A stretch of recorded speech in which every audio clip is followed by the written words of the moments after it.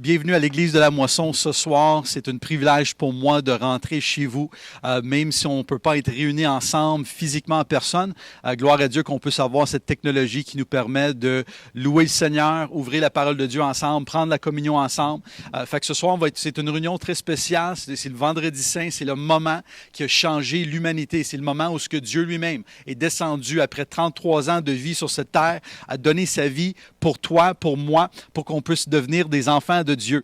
C'est un moment extraordinaire. Il n'y a pas aucune autre religion dans le monde, aucune autre pensée religieuse qui a cet acte où ce que Dieu est venu lui-même visiter l'humanité, donner sa vie pour nous, et on va célébrer la puissance de la croix ce soir. On va prendre la communion, on va ouvrir la parole de Dieu ensemble. On va louer aussi également dans quelques instants. Mais avant tout ça, prenons quelques instants là où ce que vous êtes chez vous et de se joindre avec moi dans un moment de prière. Seigneur, merci pour tout ce que tu fais dans nos vies. Seigneur, tu es un Dieu extraordinaire, extravagant. Seigneur, tu agis dans nos vies. Seigneur, même lorsque nous, on ne mérite pas, même lorsque nous, on n'est pas digne, Seigneur, à la hauteur, Seigneur, la grâce que tu déverses sur nous, l'amour que tu déverses, la puissance de ton Saint-Esprit qui agit à travers de nous. Seigneur, merci. Il n'y a pas de mots pour exprimer à quel point qu'on est béni, on est heureux d'avoir la vie, mais pas seulement la vie, mais Seigneur, d'avoir ton esprit qui habite en nous, d'avoir la vie que toi tu nous donnes, Seigneur, d'avoir une relation intime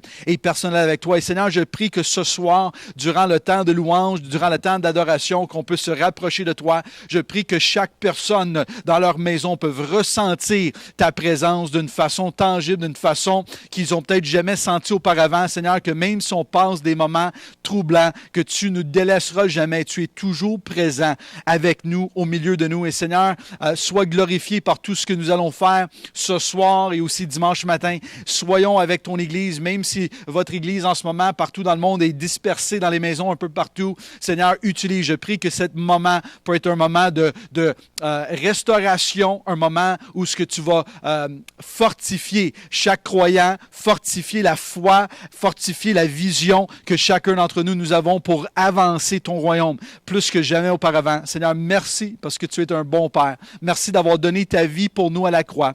Et je sais, avec ça, tu vas donner toute autre chose. Ta parole déclare que si tu n'as pas épargné ton propre Fils avec ceci, tu vas nous donner également toute autre chose avec cela. Fait que Seigneur, merci pour tout.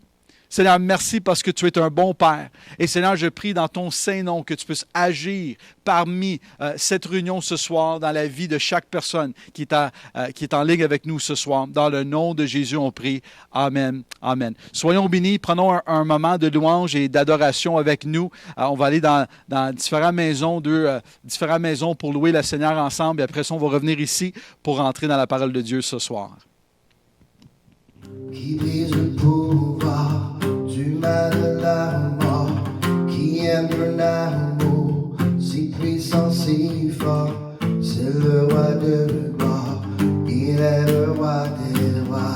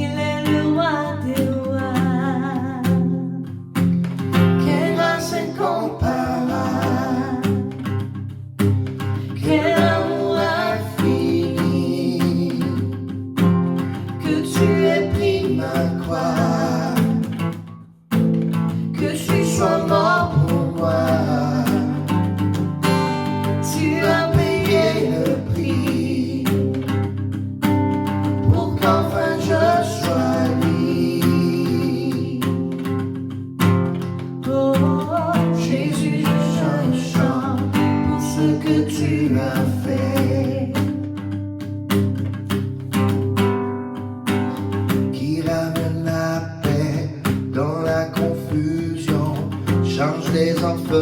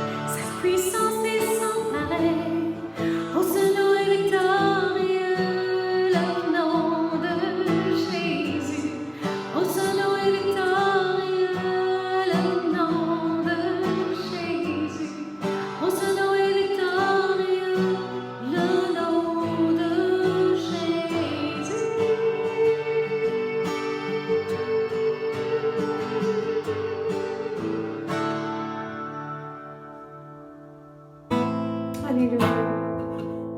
Dans ces moments où nous vivons en ce moment, je crois que par-dessus toute autre chose, ce que nous avons besoin, c'est de la paix de Dieu.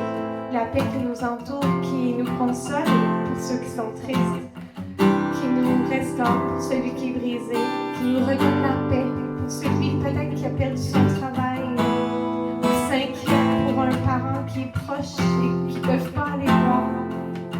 Ma prière pour chacun de vous, c'est vraiment que Dieu dépose sa paix en vous, parce que le Dieu que nous servons est grand, parce que le Dieu que nous servons mérite que nous lui donnions notre cœur, que nous lui faisions confiance. Déposons-nous ta paix, Jésus. Paix, déposons-moi ta paix au milieu de la tempête, qu'elle apaise en ton nom calme, appelle la mer au calme, la rage en moi au calme, chaque vague en ton nom, Jésus, Jésus, les ténèbres tremblent en ton nom, Jésus, Jésus, tu t'es la peur, Jésus, Jésus, les ténèbres tremblent en ton nom, Jésus, Jésus, oh. Sous ton appel en moi, que ma voix te chante à jamais. Je pourrai sous ton appel en moi, que ma voix te chante à jamais. Je louerai Jésus, Jésus, les ténèbres tremblent en ton nom, Jésus, Jésus, tu t'es la peur.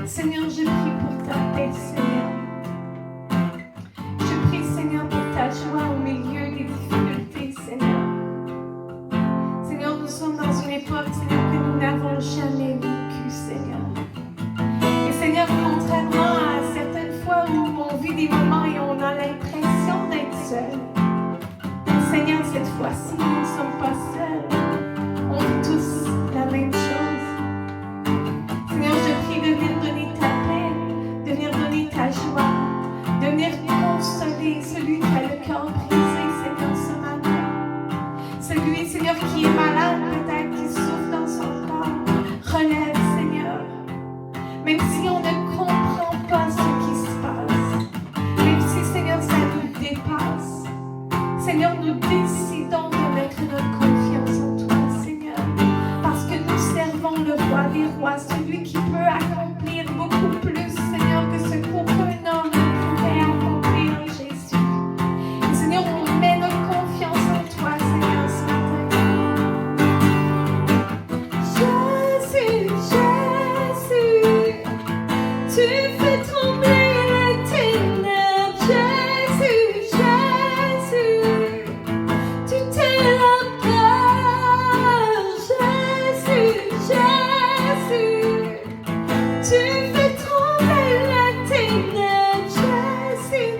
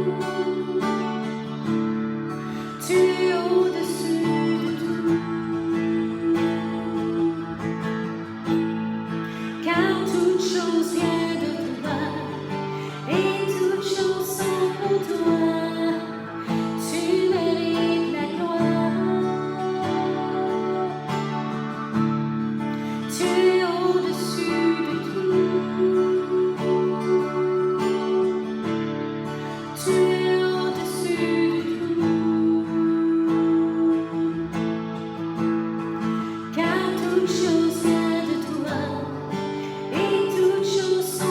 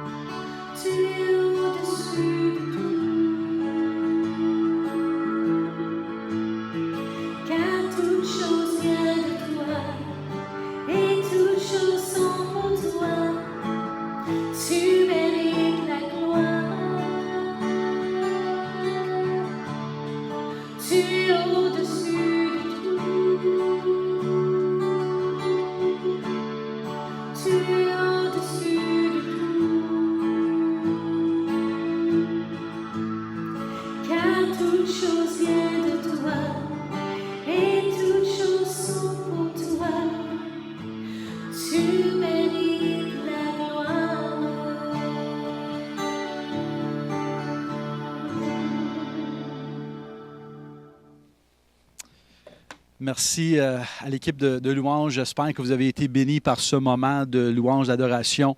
Maintenant, on va rentrer dans la parole de Dieu. J'ai quelques annonces à vous faire avant, mais si vous voulez vous préparer, on va aller en 1 Corinthiens chapitre 1. Quelques annonces. Premièrement, pour tous ceux qui donnent, merci. Je sais que malgré tout, ceux qui font partie de cette Église, vous donnez grand merci parce que ça nous aide à continuer, bien sûr.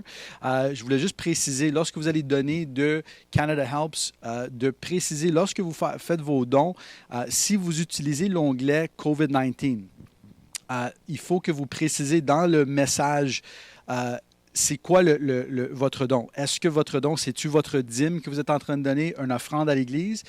Et si vous voulez une portion de cette offrande, mettons, pour aller à Provision Laval, mais divisez les montants dans le carré du message. Fait que faites juste une petite description. Si c'est le montant total qui est votre dîme, tu peux dire montant total dîme, c'est correct. Si vous voulez donner une portion à PVL, mentionne-les, comme ça on peut être sûr de bien distribuer les fonds. Et ce qui va arriver, c'est que le fonds, il y a un fonds qui a été mis en place par Canadian Helps qui vont doubler les dons qui vont rentrer du COVID-19. Et ces dons-là, nous ici à l'Église, on va les utiliser pour aider les gens qui se trouvent dans des situations difficiles financièrement à cause de la situation du COVID-19 et pour aider davantage Provision Laval. Fait que ça va aller à ces deux endroits-là.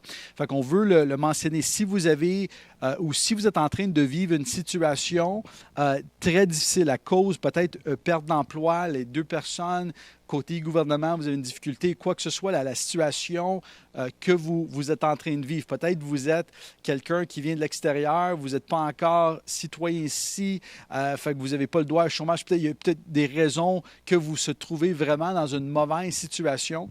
Écrivez-nous. Vous pouvez aller sur notre site churchoftheharvest.ca.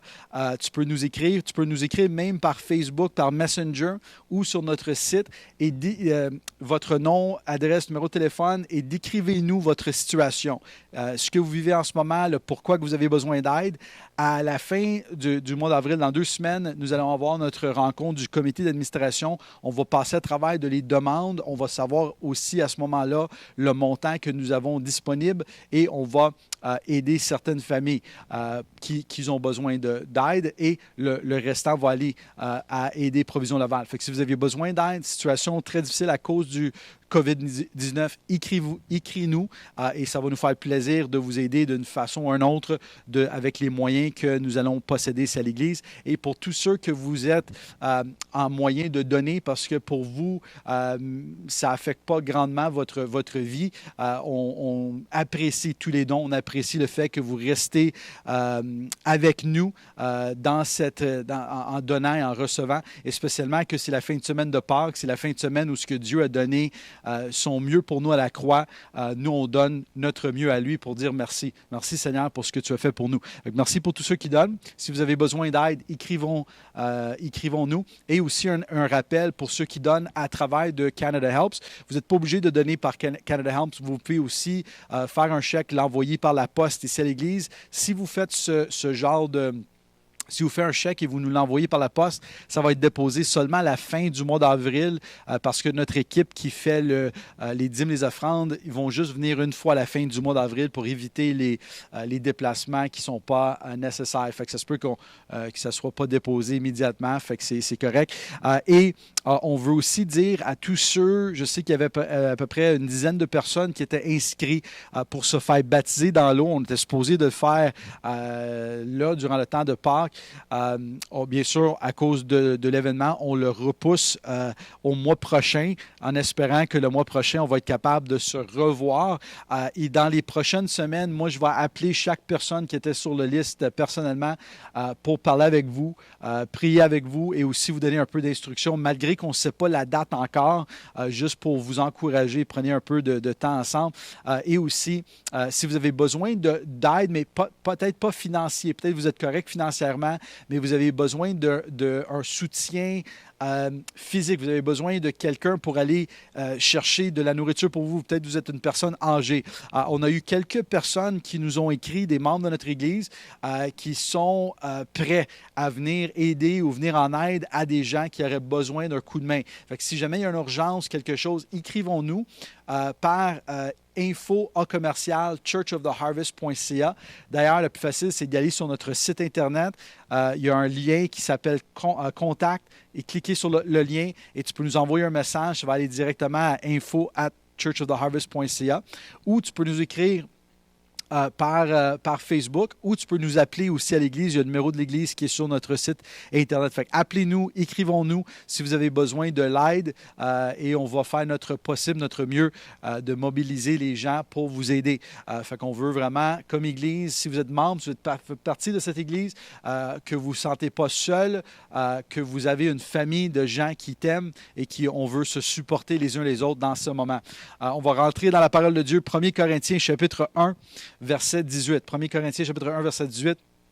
En effet, le message de la croix est une folie pour ceux qui périssent, mais pour nous qui sommes sauvés, c'est la puissance de Dieu. Je vais le lire encore. En effet, le message de la croix est une folie pour ceux qui périssent, mais pour nous qui sommes sauvés, c'est la puissance de Dieu. Seigneur, merci pour ta parole ce soir. Seigneur, je prie que tu puisses nous conduire, nous diriger, nous aider, Seigneur, à marcher dans tes voies. Seigneur, on a besoin de toi plus que jamais auparavant. Seigneur, merci pour ton sang qui a coulé pour nous à la croix. Merci pour l'œuvre de la croix, l'acte de la croix, l'acte d'amour qui a été déversé pour nous sauver, nous racheter, nous délivrer. Seigneur, merci. On t'aime de tous nos cœurs, Seigneur. Et Seigneur, je prie que tu puisses parler à travers de moi ce soir. Je prie que nous pouvons recevoir quelque chose de ta part, une révélation de toi. Dans le nom de Jésus, on prie. Amen. Merci d'être avec nous. Je sais que même si on n'est pas ensemble physiquement, on peut être ensemble en esprit et on peut être ensemble. Moi, je viens chez vous, littéralement, dans vos salons, dans vos salles de bain, chambres à coucher. Je ne sais pas où est-ce que vous nous écoutez en ce moment, mais merci d'être avec nous. Et on va rentrer ensemble. On va parler ce soir de les 7 endroits sur le corps de Jésus où ce qu'il a versé du sang.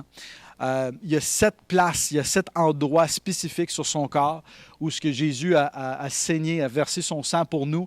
Et chacun de ces endroits a une révélation particulière pour chacun d'entre nous.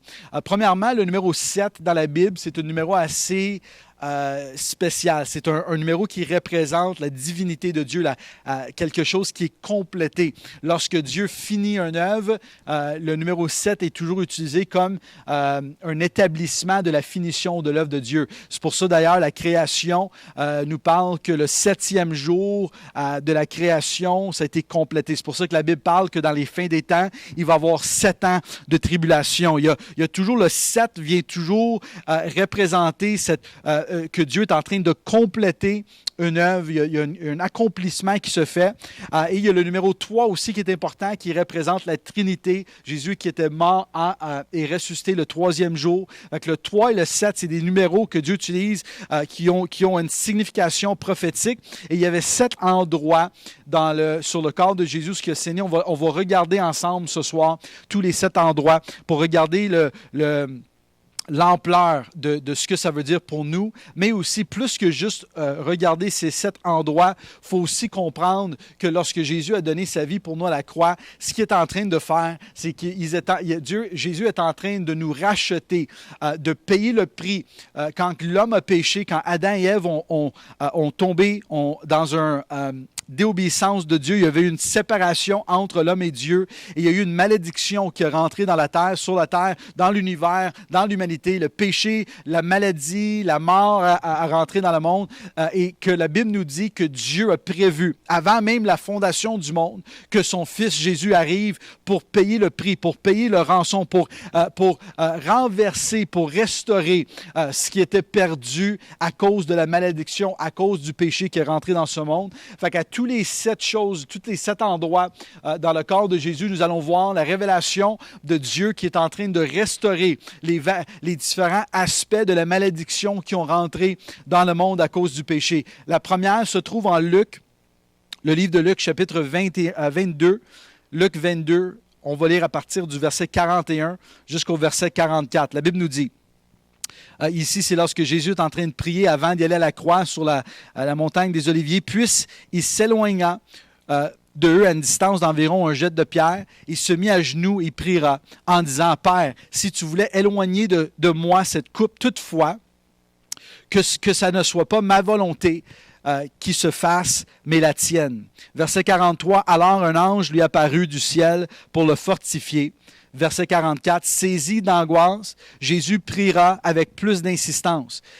Et sa sueur devient comme des caillots de sang qui tombaient par terre. » Et son sueur devient comme des caillots de sang qui tombaient par terre. Le premier endroit que la Bible nous dit que Jésus a saigné, c'est quand son sang, quand son sueur a tourné en gouttes de sang dans ce moment de prière avant d'aller à la croix.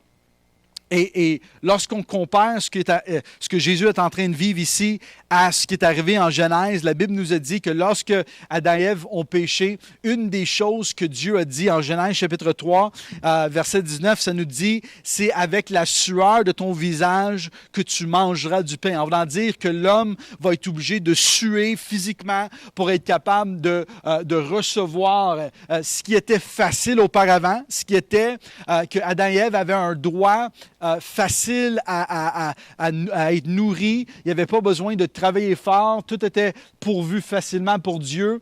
Mais après la chute, après qu'ils ont tombé, la Bible dit que de la sueur de leur front, et ils vont être obligés de travailler pour être capables de de manger, d'être capable de vivre. Et quand le premier endroit que Jésus va saigner, c'est avec la sueur de Jésus qui va devenir du sang, qui représente pour moi, je crois, j'ai pas toute la révélation divine de Dieu, et il y a peut-être d'autres façons d'interpréter qui sont bonnes. C'est une des choses avec la parole de Dieu, il y a tellement de profondeur avec Dieu qu'une révélation, des fois, n'est pas la complète, c'est pas la complète révélation de ce passage, bien sûr, mais une des choses que moi je vois, que lorsque Jésus est en train de saigner de son sueur qui devient du sang, c'est cette rédemption de cette première partie de la malédiction que l'homme va être obligé de travailler avec le sueur de son front pour être capable de recevoir de la part de Dieu. Et si on regarde en Galates chapitre 3,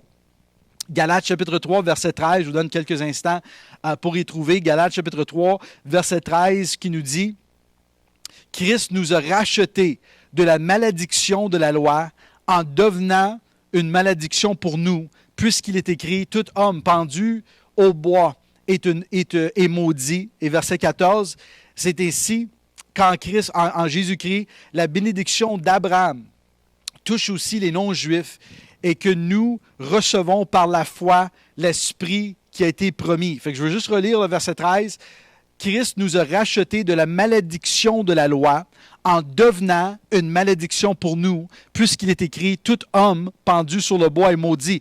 Une des raisons que Jésus a saigné pour nous, pas seulement ici, dans la première passage qu'on a lu, où sa sueur devient du sang, mais la raison pour laquelle que Jésus est mort pour nous, la raison pourquoi il a été crucifié, la raison pourquoi il a saigné, c'est littéralement, Paul il nous donne cette révélation en Galates: Christ nous a rachetés de la malédiction de la loi qui était sur nous, qui était sur l'humanité d'ailleurs à cause du péché, et Jésus nous rachète. Le sang de Jésus nous rachète de la malédiction de la loi. Fait que de la même façon que Adam et Ève étaient obligés de travailler avec la sueur de leur front, pas seulement pour vivre naturellement, financièrement, mais aussi pour Dieu, de relation avec Dieu. Si on regarde toute la loi, l'Ancien Testament, la religion était plein de œuvres, plein de sacrifices, plein d'actions que les gens devraient prendre pour rester en communion avec Dieu. Et moi, je crois que cette première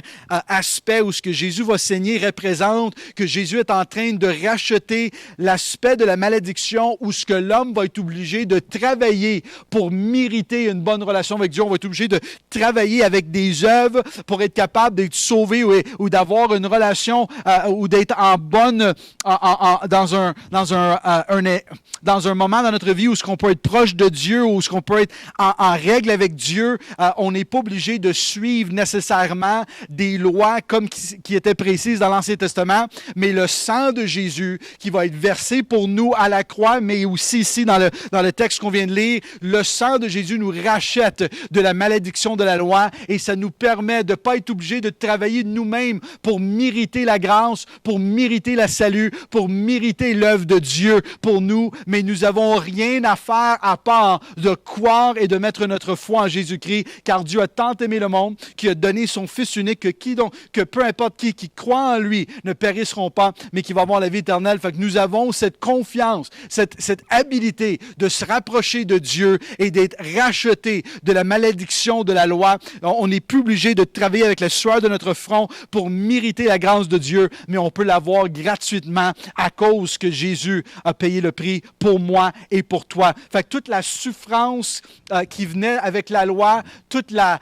mort, la séparation entre l'homme et Dieu, Jésus est en train littéralement de saigner le sang de Jésus pour racheter, pour nous restaurer, pour avoir une relation intime et personnelle avec chacun d'entre nous, malgré ce que le péché a fait, malgré la malédiction qui était dans le monde. Jésus venait pour littéralement restaurer ce qui était perdu à travers du péché de Adam et Ève et la séparation qu'il y avait entre l'homme et Dieu. Le deuxième endroit où ce que Jésus a saigné pour nous, c'est en Jean chapitre 19, verset 1.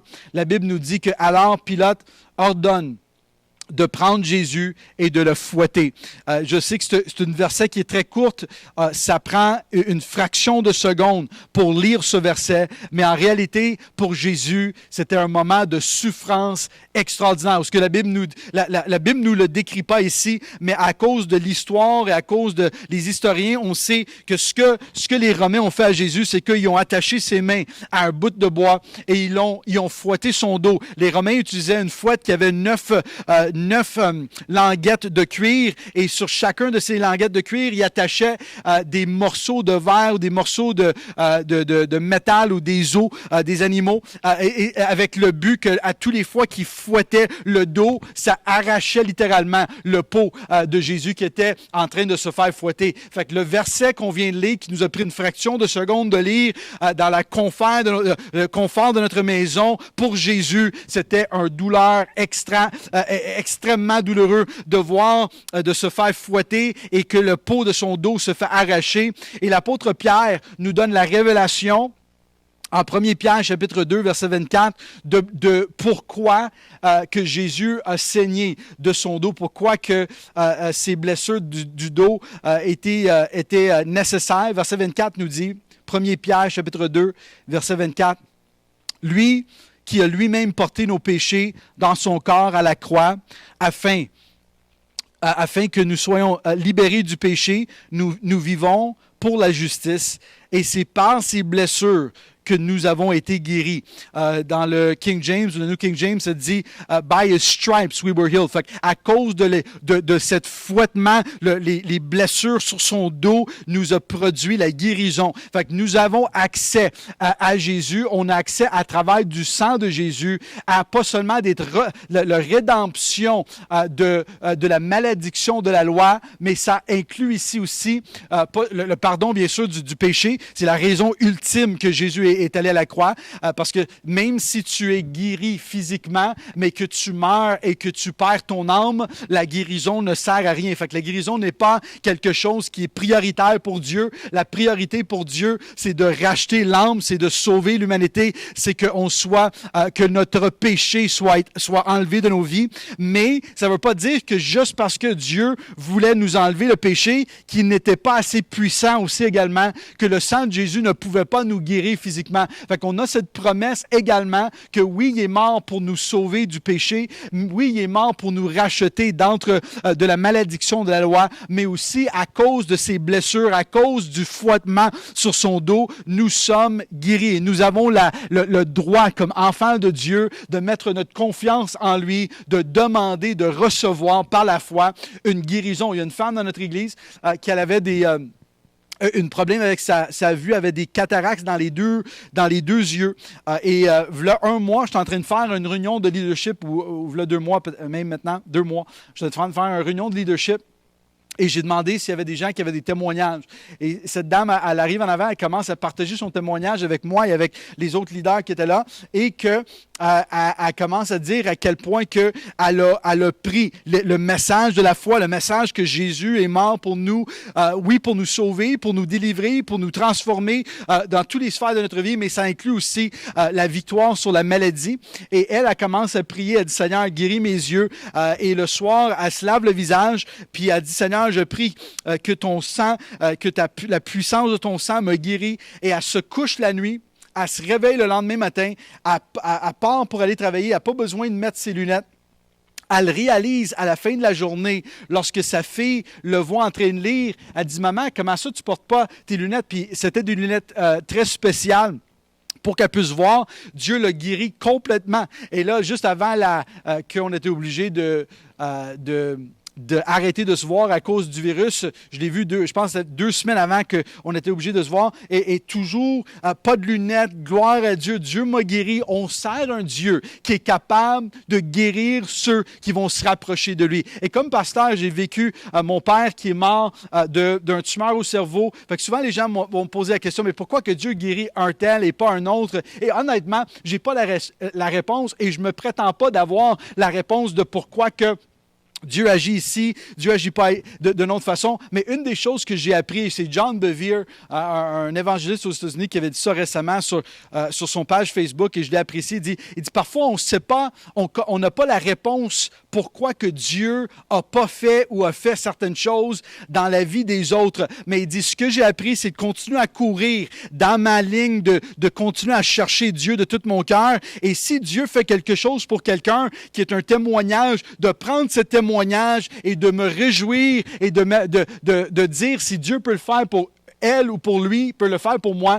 Et c'est quelqu'un qui ne vit pas selon ce que la Bible dit. Ils ne vivent pas une guérison, ou d'ailleurs, même, ils vont mourir, comme mon père qui est décédé à 57 ans, qui était un homme de foi, qui aimait Dieu. C'est pas à moi de comprendre le pourquoi. C'est juste à moi de rester fidèle à ce que Dieu a dit, à ce que la parole de Dieu déclare. Et si Pierre nous dit, en 1 Pierre, verset 24, qui nous dit que lorsque le dos de Jésus a été fouetté par ses meurtrissures, nous sommes guéris. Moi, je mets ma foi et ma confiance dans la parole de Dieu. Et lorsqu'on a une situation qui s'élève, on prie et on demande à Jésus de guérir et d'agir dans notre vie. Et mes enfants, j'essaie de les apprendre ce principe. Récemment, mon garçon Lucas, il avait mal au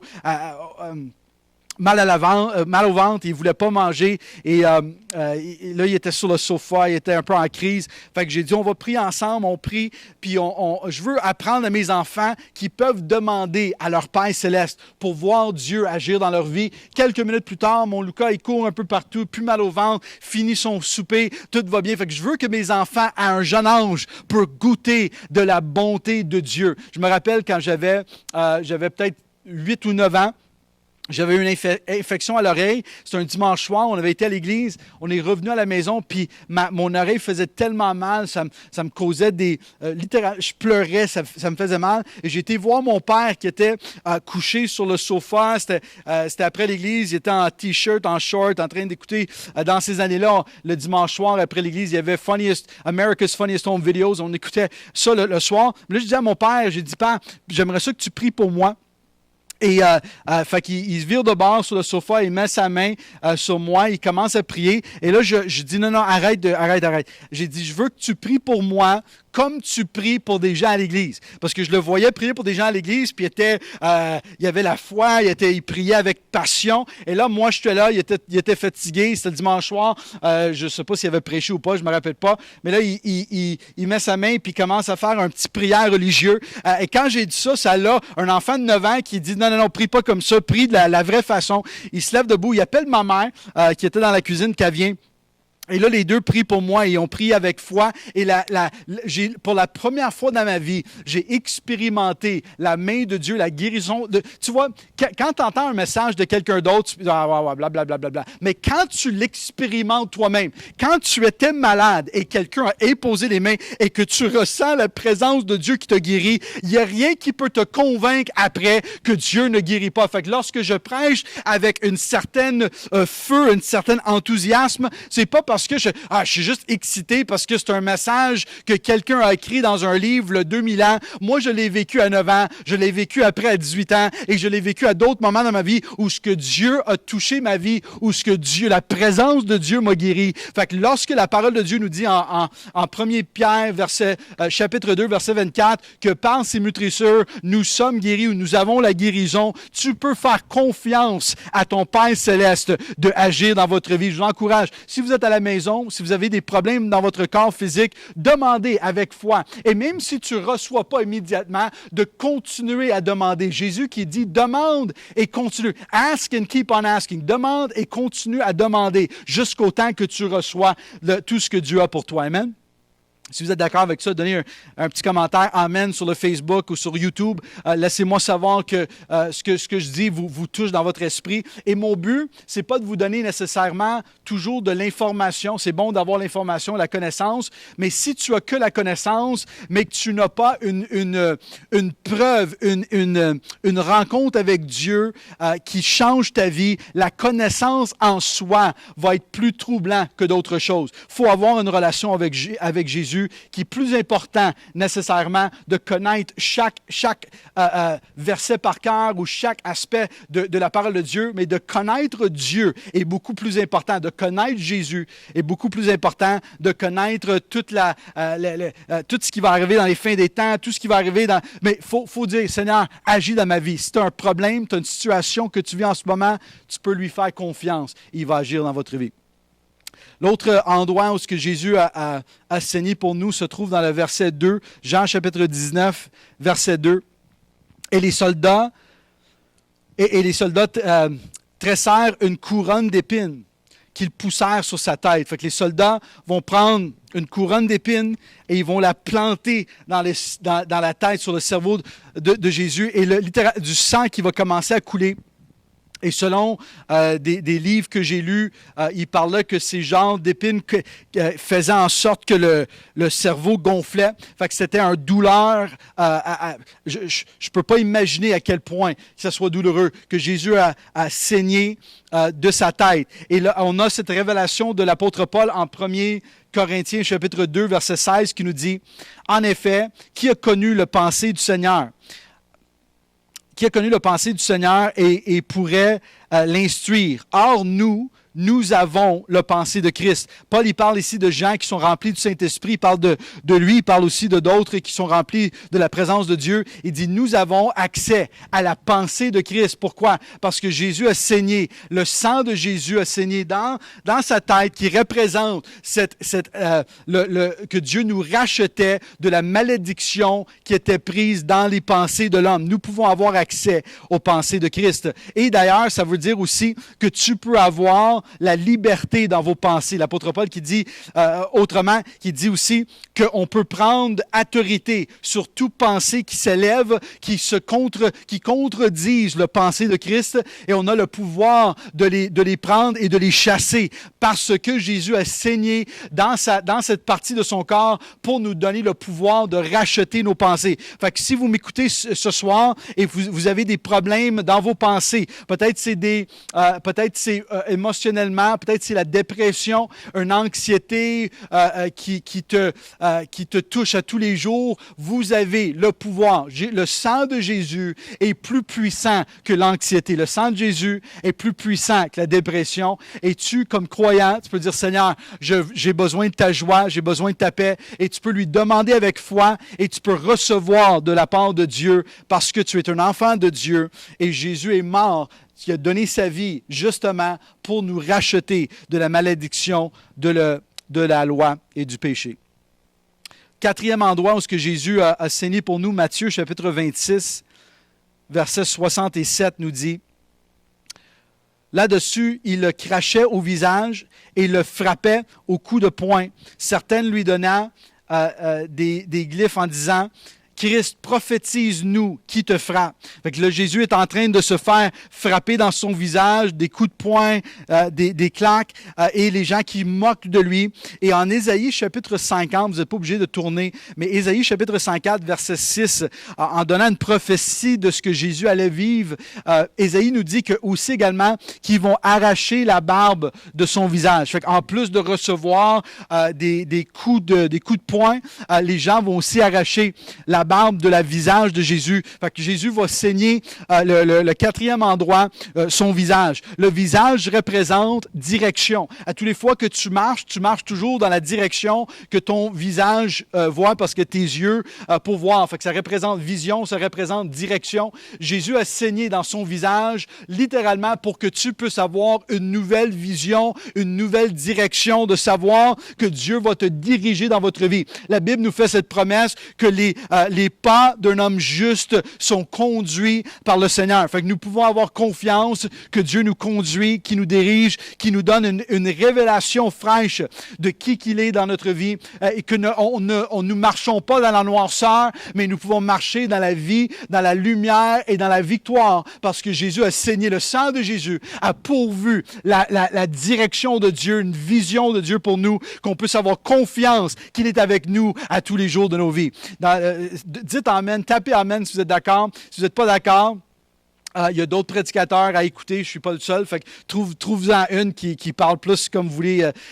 La Bible le dit, dans les fins des temps, il va y avoir des gens qui vont chercher des prédicateurs qui vont dire ce qu'ils veulent entendre. Moi, je crois que le sang de Jésus, comme l'apôtre Paul qui dit que le message de la croix, c'est une folie pour ceux qui périssent, mais pour nous qui sommes sauvés, c'est la puissance de Dieu. Ça peut transformer votre vie. Ça m'a transformé ma vie. Si tu donnes ta vie entièrement à Jésus, Dieu va te transformer, changer complètement votre vie. Marc chapitre 15.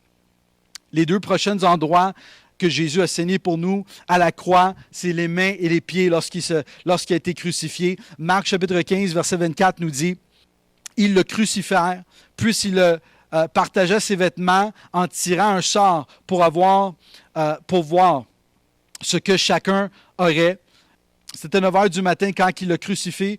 Verset 26, et l'inscription indique le motif de sa condamnation, portant ces mots, le roi des Juifs. Donc, la Bible dit qu'ils vont crucifier Jésus. Ils vont, et la crucifixion, bien sûr, parle de clouer ses mains et clouer ses pieds. C'était les 2 prochains endroits dans le corps de Jésus où ce qu'il a saigné pour toi et pour moi. Psaume 90, verset 17 nous dit, Psaume 90, 17, « Que la grâce de l'Éternel, notre Dieu, soit sur nous. Affirme l'œuvre de nos mains. » Oui, affirme l'œuvre de nos mains. Fait que Dieu nous fait cette promesse en Psaume 90 qui est une prophétie qui parle de ce que Jésus va faire, que Dieu va affermir, que Dieu va nous donner cette rédemption de l'ouvrage de nos mains. Une des choses qui a été perdue lorsque Adam et Ève ont tombé, lorsque la malédiction a rentré dans le monde, c'est qu'ils étaient obligés de travailler avec leurs mains pour produire, mais tout était maudit. Mais là, Dieu, Jésus, nous rachète. Le sang qui a coulé de ses mains nous donne la possibilité que tout ce que nous entreprenons, tout ce que nous allons toucher, tout ce que nous allons faire, que vous soyez à la maison en train de garder vos enfants comme une mère monoparentale, ou que vous soyez en affaires, ou que vous travaillez dans un hôpital, ou que vous travaillez dans une école comme professeur ou secrétaire, ou peu importe ce que vous faites dans votre vie, ministère ou autre, tout ce que tu touches, tout ce que tu entreprends, il y a une bénédiction de Dieu qui coule, pas à cause de nous, pas à cause de toi ou de moi, mais à cause du sang de Jésus qui est versé à la croix pour nous, et les mains de Jésus qui ont été percées pour littéralement nous racheter de la malédiction, que tout ce que nous allons toucher va prospérer à cause du sang de Jésus. Et la même chose pour les pieds. La Bible nous donne cette prophétie quand Dieu va parler à Josué en chapitre 1, verset 3. Dieu va dire à Josué, « Tous les lieux qui foulera la plante de votre pied, je vous le donne, comme j'ai dit à Moïse. » Fait que Dieu, Josué qui représente, c'est un type de Jésus dans l'Ancien Testament, qu'à travers du sang de Jésus, Dieu va bénir tout ce que nous allons entreprendre, tous les endroits où ce que nous allons marcher, tous les endroits où ce que notre pied va toucher. Dieu va nous donner cet endroit. Fait que la province de Québec, la ville de Laval, tous les endroits où ce que Dieu nous donne, que Dieu puisse nous donner cette force de vivre et de voir des gens revenir à lui comme jamais auparavant dans ces derniers jours. Et je veux lire ce passage en Psaumes 22. Psaumes 22, verset 16 au verset 19. Si vous êtes quelqu'un, vous m'écoutez, et pour vous, la parole de Dieu n'est pas une vérité. Vous ne croyez pas que Dieu est vrai, vous ne croyez pas que la parole de Dieu est vraie. Je vous encourage de lire Psaumes 22, parce que Psaumes 22 a été écrit des centaines et des centaines d'années avant que Jésus soit né, et c'est une description de ce que Jésus a vécu à la croix d'une façon détaillée, comme on ne voit quasiment pas nulle part dans la Bible. Il y a beaucoup de prophéties sur Jésus, mais ici on voit une prophétie qui est très, très précise. Psaume chapitre 22, versets 16 et 19 qui nous dit « Ma force se dessèche comme l'argile et ma langue s'attache à mon palais. Tu me réduis à la poussière de la mort. » Verset 17. « Oui, des chiens m'environnent, une bande qui rôdant autour de moi. Ils ont percé mes mains et mes pieds. » Verset 18, « Et je pourrais compter tous les os. Ils m'observent et ils me regardent, et ils se partagent mes vêtements, et ils tirent un sort sur mon habit. » Fait qu'ici, on a une description de la crucifixion. Ils clouent mes mains, mes pieds, et sont en train de de jeter un sort pour mes vêtements, exactement ce qu'on va voir des centaines et des centaines d'années plus tard, lorsque Jésus va être physiquement en train de se faire crucifier. Fait que la parole de Dieu est vraie. Dieu savait d'avance tout ce qu'il allait faire pour nous.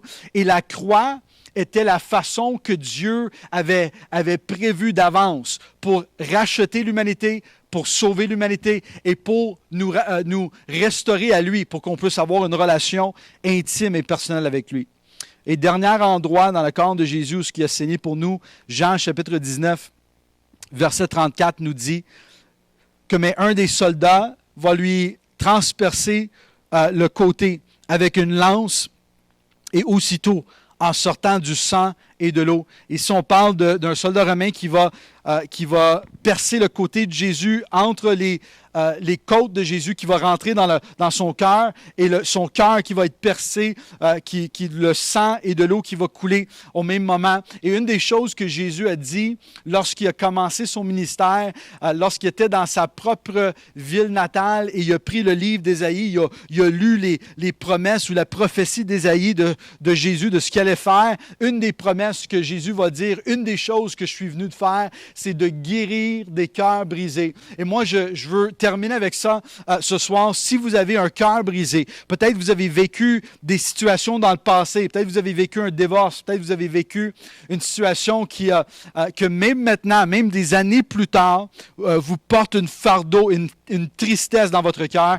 Moi, je veux vous dire que le sang de Jésus a coulé pour vous donner pour vous racheter, oui, mais aussi pour vous guérir dans vos cœurs brisés. Peu importe ce qui est arrivé dans le passé, Dieu est capable de restaurer ton cœur brisé, vous donner la joie et la paix malgré tout ce que tu peux vivre ou malgré toutes les situations qui auraient pu arriver dans votre vie. Fais-lui confiance ce soir. Et je veux terminer avec ça. Si vous n'avez jamais pris un moment, si vous n'avez jamais eu la chance ou la possibilité de donner votre vie à Jésus, si vous n'avez jamais pris le moment de prier, de dire « Seigneur, je crois que tu es venu, je crois que tu es mort, je crois que tu es ressuscité d'entre les morts, je veux vivre pour toi, pardonne-moi de mes péchés. » Si tu n'as jamais fait cette prière, je t'encourage de le faire avec moi ce soir. Je t'encourage de donner ta vie ce soir à Jésus. Et même peut-être vous m'écoutez et vous avez déjà fait cette prière, vous avez déjà pris cet engagement de vivre pour Jésus, mais à cause de certaines circonstances de votre vie,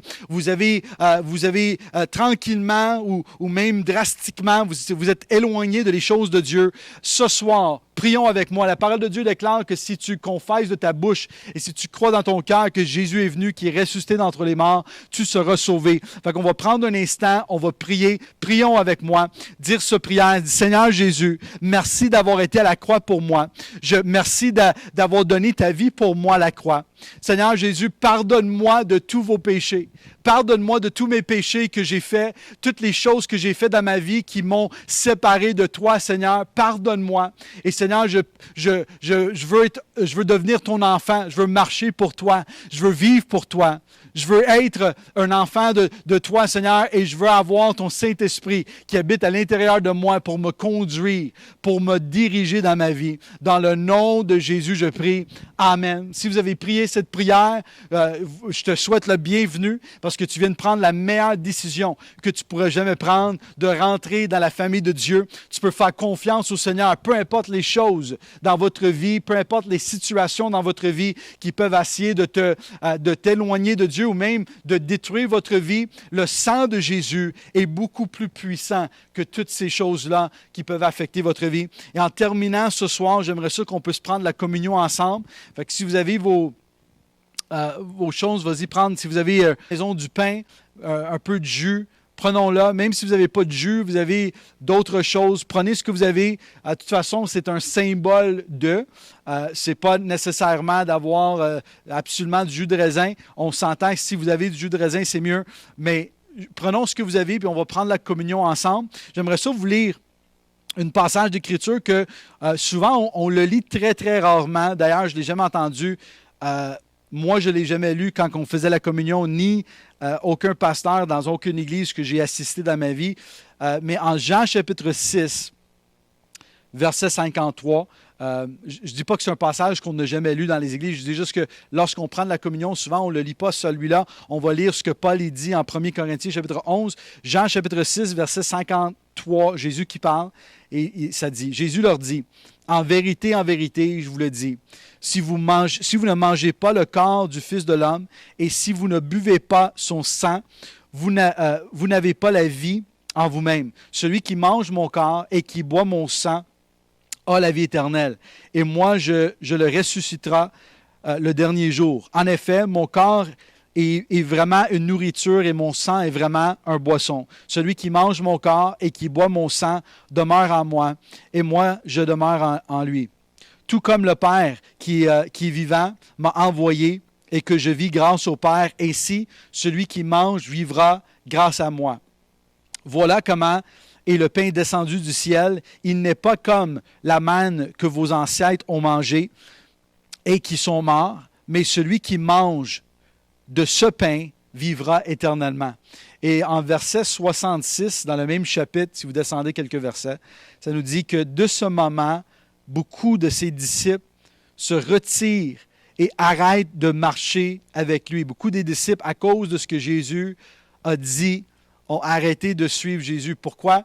Ils ont mal compris ce que Jésus voulait dire. Ils pensaient peut-être que Jésus voulait dire qu'il fallait qu'il mange son corps et qu'il boit son sang. Mais ce que Jésus est en train de dire, la révélation qu'on va avoir plus tard, c'est que la croix, la mort de Jésus, le sang qui va être versé pour nous à la croix, va être cette nourriture qui va nous donner la vie. Ça va être la manne qui va descendre du ciel pour nous. Et ce n'est pas une nourriture naturelle, c'est une nourriture spirituelle et tu peux seulement la manger par la foi. Tu ne peux pas la manger, même si vous prenez la communion ensemble, mais que tu ne crois pas que Jésus est vraiment mort, n'est vraiment ressuscité d'entre les morts, ça ne sert à rien. Mais lorsque tu crois en lui, lorsque tu mets ta foi en lui, tu prends part de ce qu'il a fait pour toi à la croix et tu deviens un enfant de Dieu. Fait que la Bible nous dit en Corinthiens chapitre 11, après avoir remercié Dieu, Jésus va rompre, il va briser le pain et il va dire, prenez, mangez, ceci est mon corps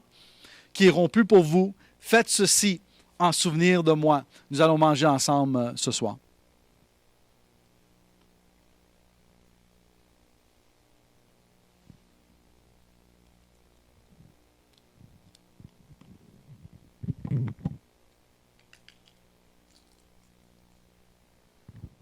Seigneur, merci pour ton corps qui a été brisé pour nous à la croix. Seigneur, je prie que tu puisses continuer d'agir dans ton Église, qu'on puisse continuer d'avoir une révélation plus profonde de ce que ça voulait dire pour nous. Et la parole de Dieu nous dit aussi également qu'après qu'ils ont soupé, qu'il a pris une coupe et qu'il a dit « Cette coupe est une nouvelle alliance en mon sang. Faites ceci en souvenir de moi et tous les fois que vous en buvez, en effet, tous les fois que vous en mangez de ce pain et que vous buvez de cette coupe, vous annoncez la mort du Seigneur jusqu'à ce qu'il revienne. » Buvons ensemble.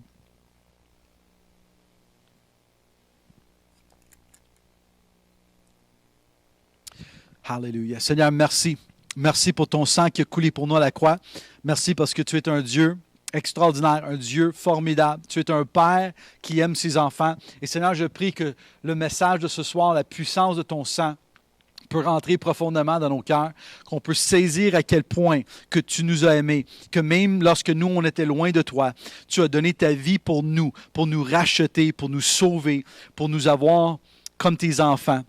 Et Seigneur, je prie pour tous ceux et celles qui sont en direct avec moi ce soir. Je prie que ta présence peut inonder leur maison, inonder leur vie, Seigneur. Que même après cette situation, après que cette virus est passé, Seigneur, que chaque personne, chaque croyant, chacun de tes enfants peut avoir une foi plus développée, une foi plus grande qu'ils avaient auparavant, une confiance en toi plus grande et même une vie spirituelle beaucoup plus proche de toi, Seigneur, qu'auparavant.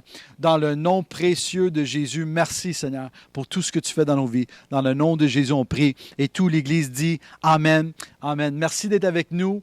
Je vous aime beaucoup. Dimanche matin à 9h15. C'est la célébration de la résurrection de Jésus. Fait que soyez avec nous en direct. préparez-vous, peut-être même prendre le temps pour vous habiller, de faire quelque chose d'intéressant entre familles chez vous. Mais on veut célébrer la résurrection de Jésus ensemble ce dimanche matin, 9h15 en français, 11h15 en anglais. Et encore une fois, si vous avez besoin de nous, si vous avez des requêtes de prière ou vous avez besoin d'aide, écrivons-nous.